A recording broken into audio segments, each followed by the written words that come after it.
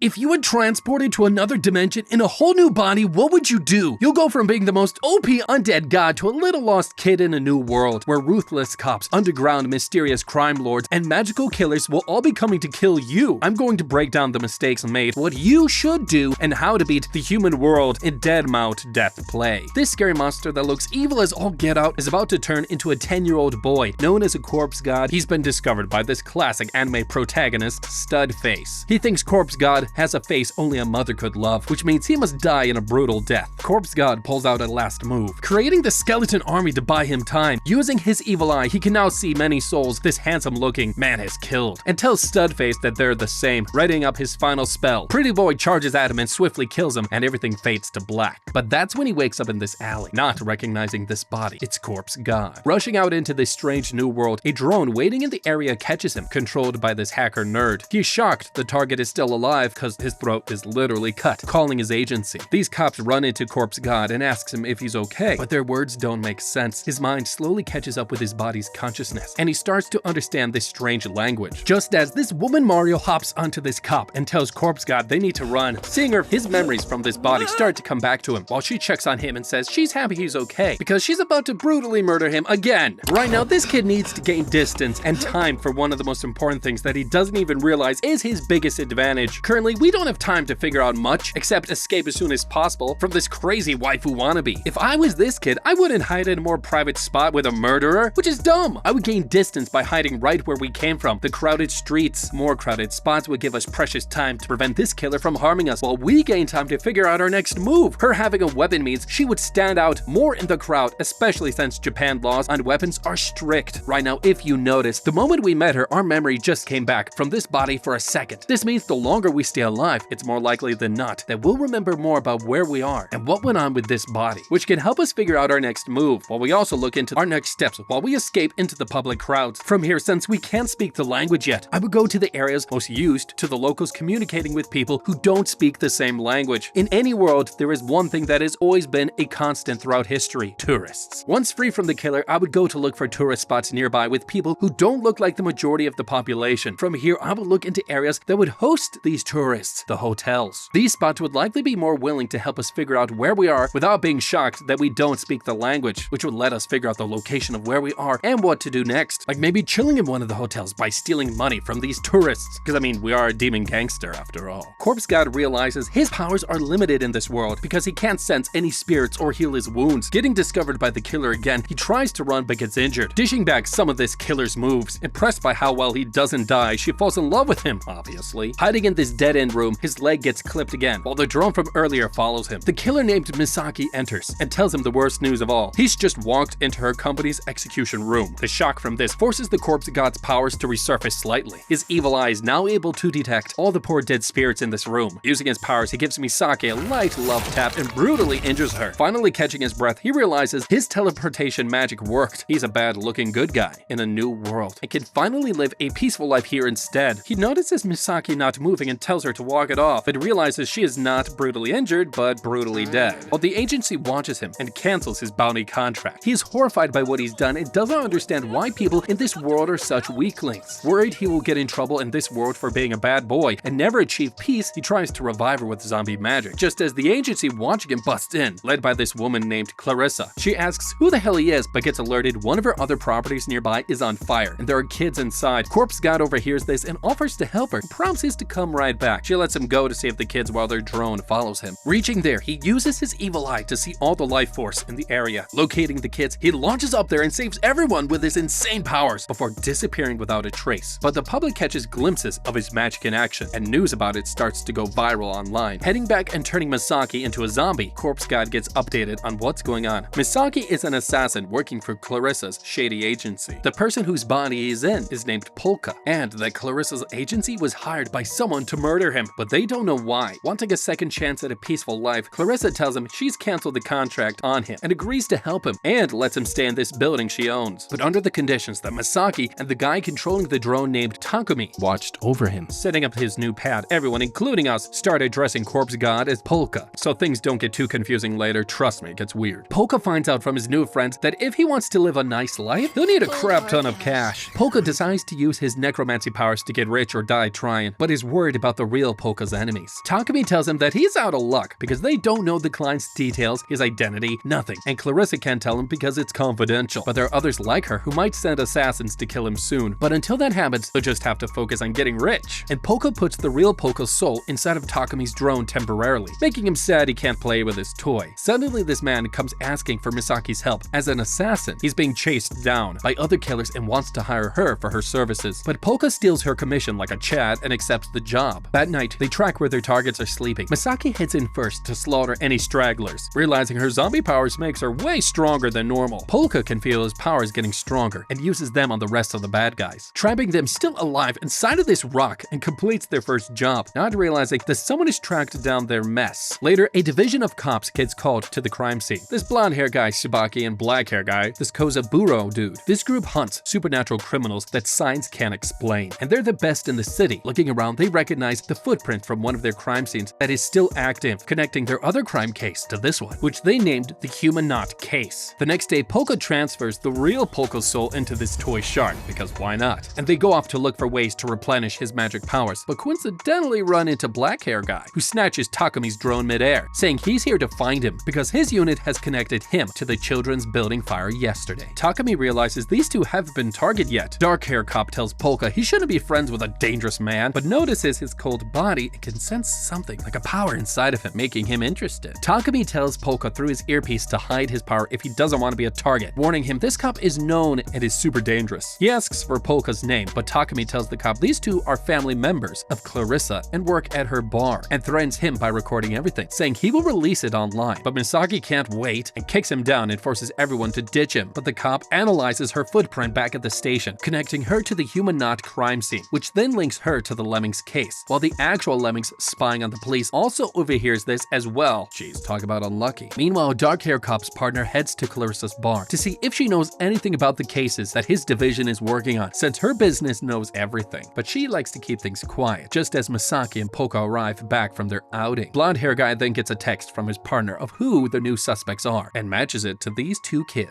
And he offers to treat them to some special children's drinks. But Polka gets alerted from Takumi to run, because trouble is headed their way. Dark hair cop then enters with his men, and threatens Polka and Misaki with obstructing their case unless they do what he says. Just as the lights go out, Clarissa lights up a candle, while Polka tries to sneak him and Misaki out. But that's when Lemmings shows up from nowhere. The cops know they were just spared from being surprised attacked, and they try to attack him head on, but he easily escapes with superhuman speed. Polka tries to use his powers, but remembers if he does this, he will be found out and hunted forever. And just then Lemmings spots Misaki and rushes to abduct her. Clarissa turns out the only source of light, letting Polka use his powers freely to stop Lemmings from leaving. Misaki whispers into his ear to not harm anyone, and slightly injures him. Polka quickly collects magic from the tortured souls he sees around Lemmings, and summons a stronger spell, chasing him away temporarily while they also escape. After, Polka realizes he used up a lot of his mana energy and now wants his friends to stay alive, to live a peaceful life like him. They come up with a business to make money, using his magic powers in a safe way to get rich, creating a fortune-telling business, using Takumi's tech skills to find out client info combined with Polka's evil eye to win over clients. And it works. The business proves successful quickly and earns everyone 100k yen in just 1 week. But they soon get visited by these two powerful kids. They recognize Polka, not realizing he's been taken over by Corpse God. The real Polka, as the shark toy, alerts him that these two are his niece and nephew, Kazuki and Shizuki, and everyone tries to hide what's really going on. These two have come to bring him back home since they heard about his new company. About to shoo them away, he notices a troubled spirit attached to them, and he agrees to head back to the family house. Takumi warns Polka who this rich boy's family is. They're rich, and I mean super rich, and their family's business is rather shady, and it's run by their dying father. And Polka will be set to inherit the family business soon, which could explain why the real Polka was targeted, and means the killer could be from the real Polka's family. Wanting to keep all of his friends safe, Polka gets info on the family and its notable members, like the head of the family, Takeru, who runs the shady part of the family business. The next day, Polka and Misaki reach the family house, and they meet the whole family, including shady Takeru, and Misaki lies about how she and Polka became friends, just as Polka's father, Rozan, enters, and wants to catch up with Polka, but during the catch-up reveals he can tell this isn't the real Polka, and aggressively asks if the real Polka is still alive. Suddenly, he senses that the niece and nephew are in trouble. He promises to tell the father the truth after, and he rushes off to find them, just as this explosion occurs in the main wing of the house. Meanwhile, the niece and nephew are rushed to the safe room by one of their guards, but he reveals that he is the one who started the fire. Misaki enters in time, helping the kids escape while she handles this bad guy, and she reveals that she could tell he was evil this whole time. But the arsonist reveals there's only 30 seconds left of oxygen in here before everyone dies. Polka was murdered by Masaki, who was hired by someone else. So this means someone wanted a 10-year-old boy dead, which is messed up because unless the real Polka was a part of something way bigger. Because if that's the case, then it would make total sense. Otherwise, why would you do that? And this likely means that the person who hired Misaki wanted all the heirs of this family dead. Why kill just one? And since the person who wanted us dead didn't get what he wanted, it's logical to assume that he would have tried to go after other vulnerable members of this family, like our niece and nephew. If I was these guys, I would have visited the family house with this in mind and would have at the very least put Masaki to work by telling her to low-key watch these two kids. I would have also straight up told the father over there about the real situation immediately. Why beat around the bush? You're a freaking corpse god. You're not scared of an old man. Best case, he could have helped protect the kids. Worst case, he was useless and would turn out to be evil, and we would have killed him because we're overpowered anyways. If I was Misaki right now, I would beat this guy by using his greatest strength against him, his fireworks. Like a guy with a flamethrower, this guy's powers means he's better at long-distance attacks. Instead of attacking him head-on, I would utilize the few points of cover near us, like these brick pillars to hide behind, and would leverage attraction battle tactics against him. It's noted this enemy uses his hands to aim and shoot fire from. I would grab some sort of weapon like broken furniture or chipped brick lying around, hide behind these pillars, and then surprise attack him from one of these points, aiming for his hands to injure at close range with our blunt weapon in order to make it harder for him to shoot his weapons. From here, we could then force him to rely on hand-to-hand combat. He would still be injured and easily worn down, and we would overwhelm him with our speed and power and take him out quick. The two kids are about to pass out when Polka shows up just in time, using his powers to save Masaki and the cousins. After, the arsonist tries to escape, disguising himself as one of the house servants, but gets caught by Polka, who can see the evilness in his soul. The two are about to fight when the arsonist is coincidentally stopped by Lemmings, who tells Polka to keep his appearance a secret and disappears. Meanwhile, Takeru and his team work on finding out who hired the arsonist in the first place, capturing this nephew-in-law who was behind this, while Lemmings is revealed to be working for Takeru, along with this woman. Lemming updates Takeru that Polka saved the cousins and is not who he appears to be, while the two-timing nephew-in-law confesses that he was threatened by the association known as the fire-breathing bug, and that's why he went against the family. A little later, the arsonist gets driven to the police station, but is called to be a fake